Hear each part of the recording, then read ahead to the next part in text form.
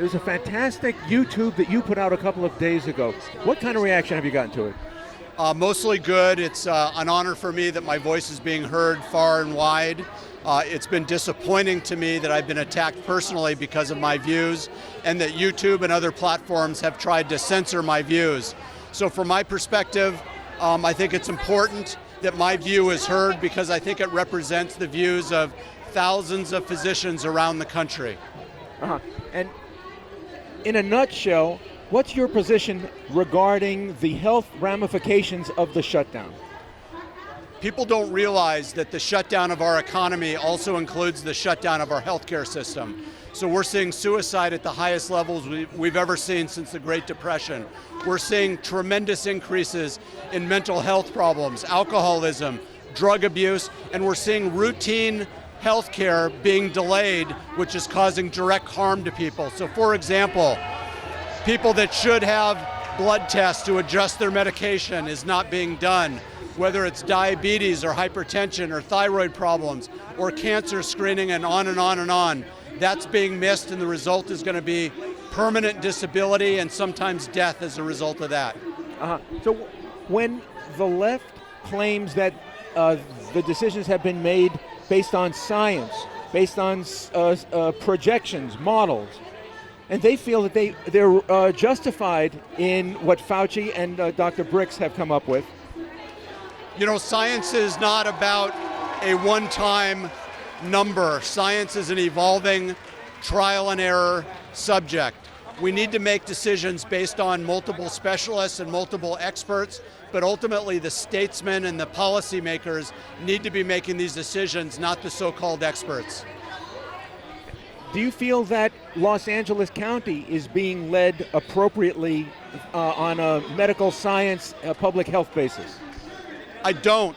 And I think it's important for people to realize that your liberty and your individual sovereignty takes precedent over a mayor's decision to prevent you from getting around and opening up your life and your business. So where's the threshold essentially between the interest of continuing the epidemic, the flu, and people being able to go back to work with protections? Absolutely. The threshold should lie with individual people making risk assessments for themselves. Our Constitution was never designed to restrain the people. It was designed to limit and restrain the government, and the opposite is happening right now.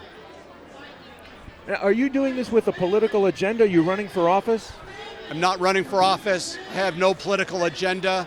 This is not a right or left issue. This is a liberty issue.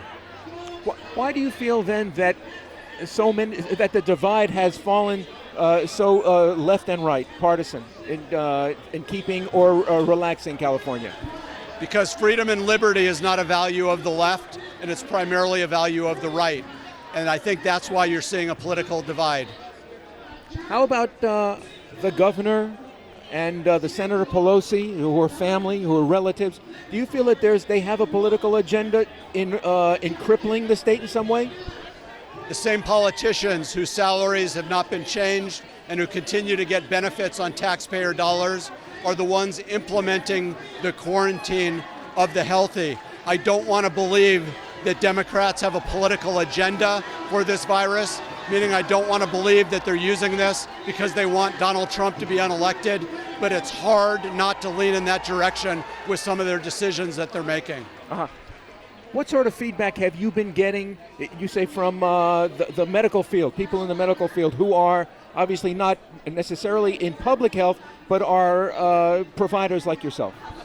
Primarily the feedback has been good. Dr. Simone Gold, who's a friend of mine, spearheaded a movement to write a letter to President Trump, and we got that letter signed by over 1,000 physicians. So there is support wide and far from physicians across this country and across the world. And finally, I think our voices are being heard. If people wanted to find out more from your point of view, where can they go online?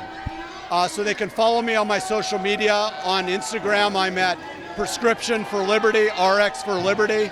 They can also follow me on Facebook. And we have a website up called A Doctor a Day, where different physicians every day are listed to share their experience about what the healthcare shutdown has done to their practice and their lives. Oh, that's great. Can we see the sign? Is it? Can you hold it up? Is that the website? This is my RX Instagram. for Liberty? The website is a doctor a day. A doctor a day. The word doctor spelled out? Word doctor spelled out, kind of like an apple a day, but this is a doctor a day. How about on social media? Social media, at my name on Facebook, and RX for Liberty on Instagram, and RX_for Liberty on Twitter. Thank you very much. Thank you for having me. Good.